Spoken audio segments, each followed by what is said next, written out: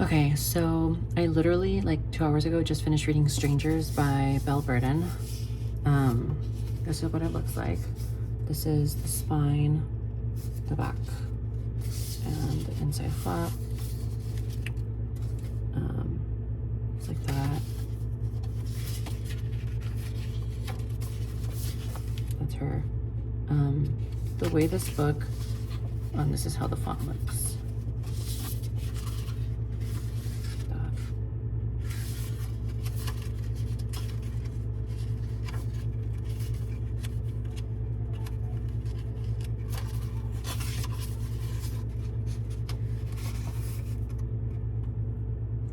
It's a very easy read. I read it in 2 days. I could have finished it in 1 day, but it's just something about nonfiction. Like, it takes me a while to digest, and I read slower for whatever reason, even though there's not that many words on the pages. So why is my foot falling asleep? Okay, so the way I came across this book is I was watching a ton of podcasts of Morgan Stewart, because she just has a podcast that just came out, I think 3 or 4 weeks ago now. And someone was asking her if she has read this book. I forgot exactly how the conversation about that started, but she was like, no, I haven't read it. And then there was another podcast where I think she said she read it, or she ended up posting it, I think, on Instagram, on her Instagram, like her stories, saying that she read this in a day, ended up later finding out that she read this in a day, and she said it was insane or something. I forgot exactly what she said about it, but I was like, okay, wait, I don't even know how often she reads, but the fact that she read this in a day, now I'm even more pulled to read this. I've never heard of this book at all. I've never seen any marketing about it, never seen anyone talk about it other than that podcast. I forgot which podcast it was. I've watched a million podcasts with her because she's one of my favorite people. And I was like, okay, wait, I need to freaking get this. So I got it, read it, and literally yesterday I started reading it in the morning. And then today, right now it's Thursday, so I'm the uploading schedule is completely thrown off. I already know it. I thought it was insane. I think it takes I know we're only getting one side with the story, I have to say that, but I think it takes a lot of grit and bravery to write something like this. It's just actually insane. Literally, it's so insane how the stuff that she went through.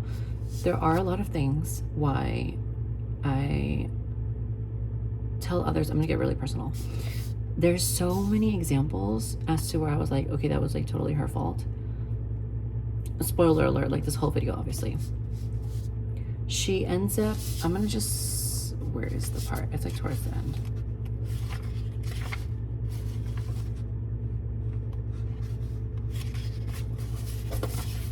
It's here.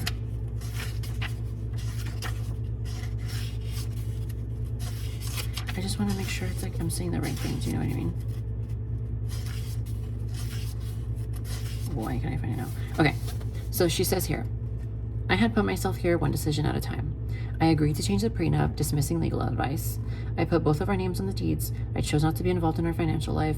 I failed to make sure our prenup was extinguished. I failed to think about what would happen if our marriage ended. But I also tried to have compassion for the woman I was, agreeing to all of it, trusting my husband. I did it for love. There is nothing shameful about that. Okay, this is where I completely do not agree with her. When you're blinded by love like that, it's insane the things that you will not think about. I tell people to never, I know this is gonna get so personal and you're probably gonna get so mad at me, but I tell people all the time to never get married, because it's just not the fairy tale that you think it is. I've never been married, but I learn from people's mistakes, i.e. this. And just because this happened to her, does that mean it's going to happen to everyone? And that there's no possibility that people actually do live a fairy tale ending with the love of their life? I know that is true for a lot of people, and I know that this is also true for a lot of people. So you have to tread very carefully with who you trust, which, by the way, I don't trust anyone, and I never will. because at the end of the day, everyone is always in it for themselves. If there is an apocalypse and you're with the person that you love the most and it has to like ration out to like you or them, do you really think they're going to like die for you? 99% they're not. Like, it's just the reality. And do I want that to be the reality? No, of course not. But it's just like, I feel like certain things are just, sometimes I feel like certain things are just it. Like, this is the reality. This is the reality. This is the reality, okay? So she was married to this man for 20 years. And during COVID, first of all, I don't like reading books about that. Oops, I should omit that word. I'm not going to say it again. During that whole era, I don't like reading books about that. It's just, it feels too real. Do you know what I mean? And this is exactly why this is why I don't read books about that era of reality, because it was just so, it's just too real and I don't like it. So like, why am I going to torture myself reading stuff about that, you know? So she gets a phone call. I think it was like April or March of 2020. She gets a phone call from this man, and the man's telling her that your husband is having an affair with my wife. And obviously her reality collapses and she starts spiraling internally. And literally the next day, well, first of all, he confronts her about it literally right after the phone call, her husband. And he says that he's sorry and that it's only been going on for a couple of weeks, blah, blah, blah. The next day, literally at 5 a.m. in the morning, he's fully dressed, goes out to the bedroom to see her, and tells her like out of nowhere, yeah, I actually want a divorce.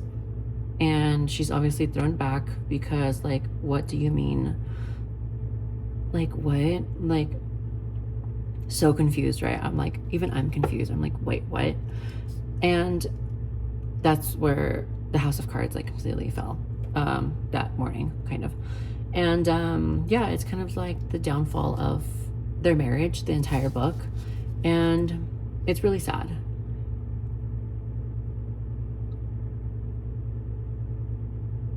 And it's really sad.